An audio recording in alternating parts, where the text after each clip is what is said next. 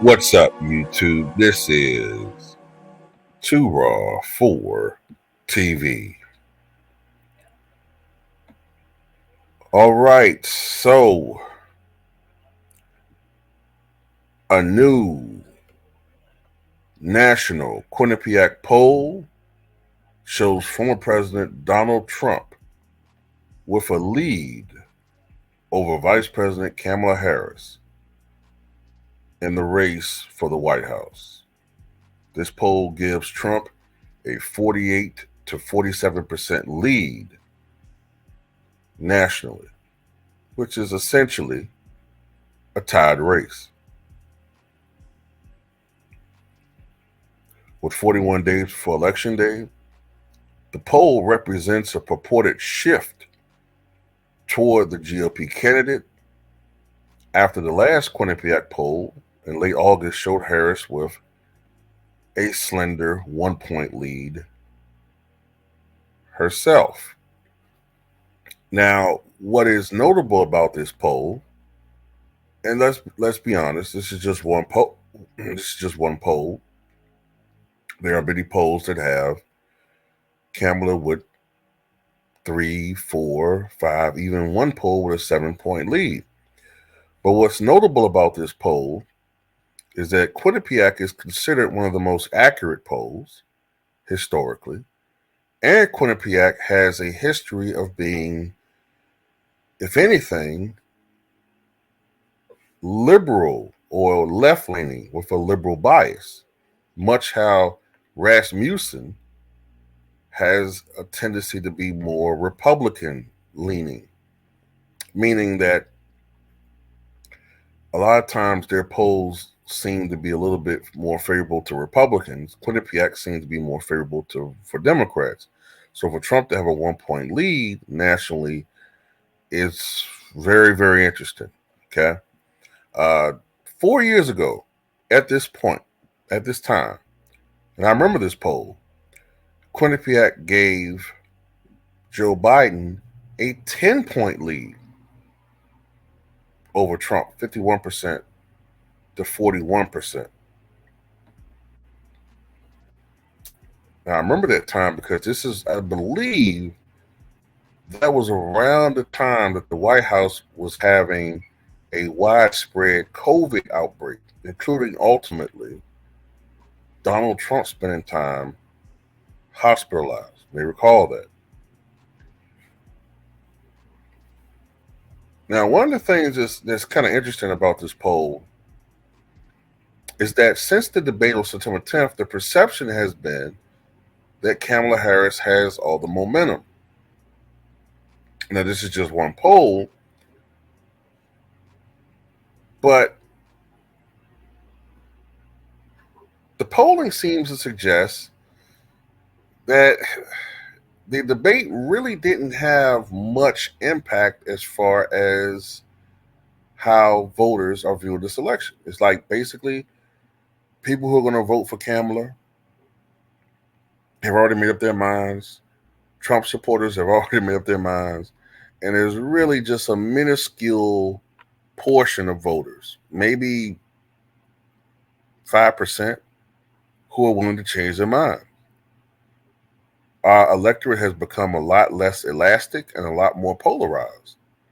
It's not like how it was before, where you had 40% who were going to be swayed, and 40%, 40% were going to vote Republican no matter what, 40% Democrat, and then you had 20%. Now it's like 47, 47, or 48, 47, and then you got maybe 5% remaining, and then a lot of those people are just going to vote third party. So it really, these elections are decided on the margins, man. And I also feel like with this election that a lot of this polling is not accurately reflecting the. How can I say this? I sometimes feel like people put too much stock in one poll Like I said, this is just one poll. But when you look at trends, right, most of the polling suggests that this is still a tight race. And it's a fluid race, which, to be honest, is anybody's game. Kamala could win this easily. Kamala could squeak by. Trump could squeak by. I think it's a little less likely that Trump wins in some semi landslide, but Trump can still win this thing. Okay? As I said before, polling is a little bit misleading because Democrats have an advantage now when it comes to popular vote. And I've explained this before because two of the most, what, I think I'm talking about, let me see. The most popular states in the nation are California, Texas, Florida, and New York. And in about two of those states, New York and California, Democrats win by landslides in national elections. Like the last few election cycles, going back to the Clintons, the Democrats get easily 58% of the vote and greater. In 1996, Bill Clinton got 59% of the vote in New York. In 2000, Clinton got Gore got 60 plus percent. In 2004, Kerry got 58%. Barack Obama got over 60% both times. Hillary got like 57% in 2016. And in 2020, I think Biden got like 63% of the vote in New York.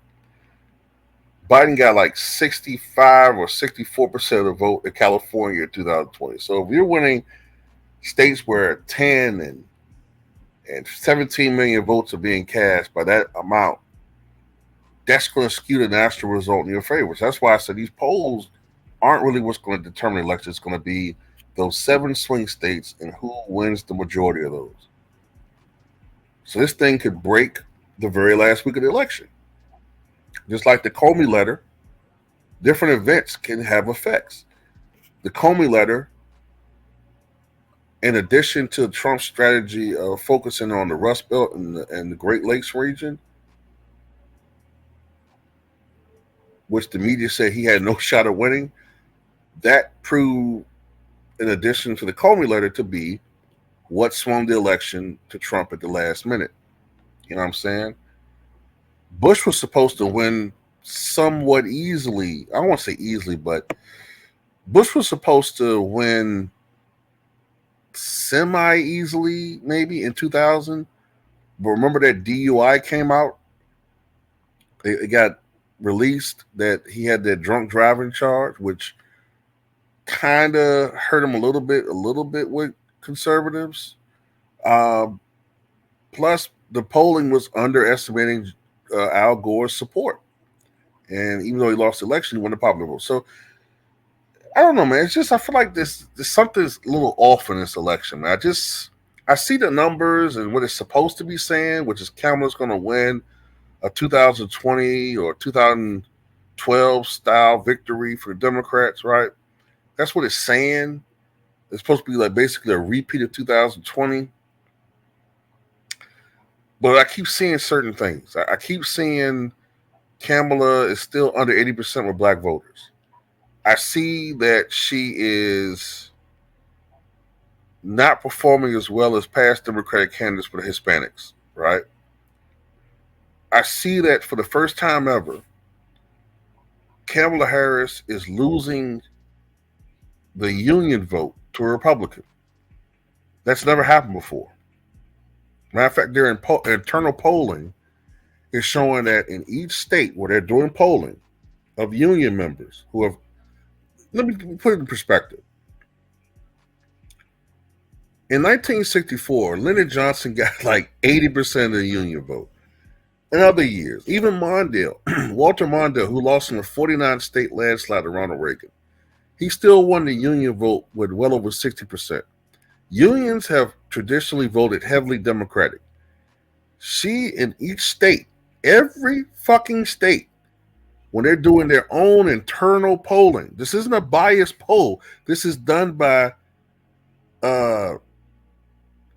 Teamsters, and all of these unions together, they've been polling, and they see that Trump is beating them. Kamala, with union voters. And I mentioned this before. Kamala Harris is doing the worst of any Democratic candidate when it comes to working class voters. In particular, white working class voters. Now, the polling is suggesting that she's making it up somewhere else. Maybe she is. I don't know. But I'm a little bit cautious of this thing that's saying, this what's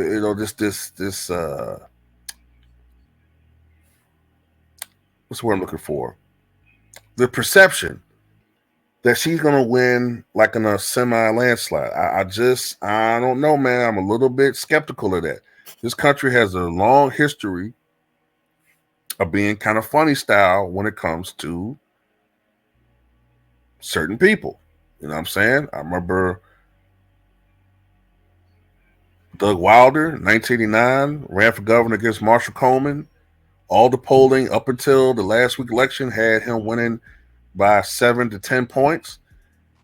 Doug Wilder almost lost the election to Norm Coleman. If it wasn't for the city of Richmond, he would have lost.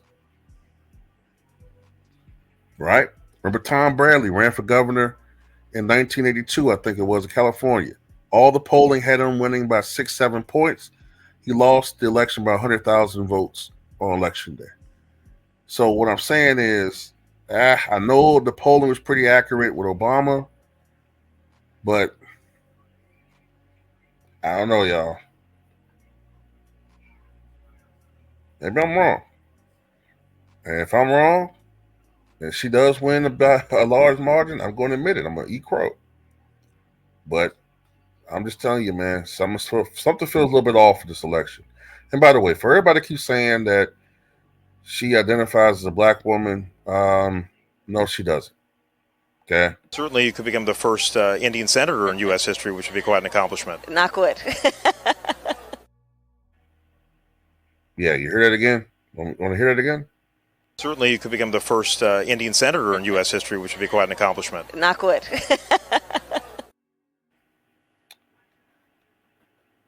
They claim she was born in Oakland, but she grew up in Berkeley with the Mike Stivics and the far out fields. Heave, peace, and love, man. Far out, man. She grew up in Canada.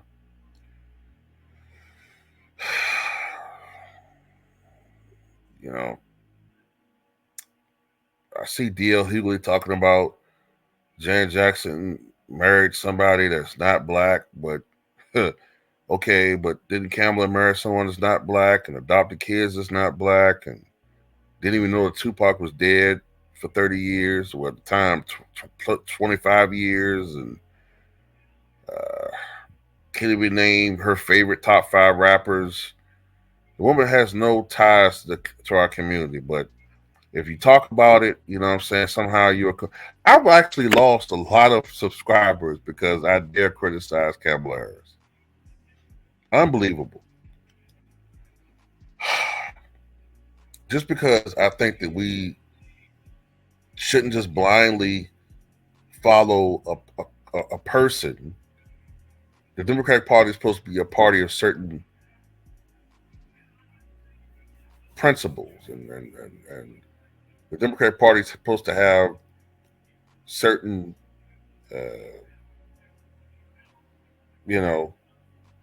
policies that they are supposed to be for. And plus, as we are supposed to be the most loyal constituency of this party, and we get nothing every time. And I'm, look, I'm 44 years old. I've gotten tired of that. So for once, I want something for my vote, and we're being called, buck dancers because we just aren't buying it this time. So people who don't want nothing for their vote, don't want nothing, have a problem with people that are asking for something for their vote. There's something wrong with us. I tell you, man, it's like we live in a twilight zone, right? I swear to God, man. But anyway, that's all I got to say about that.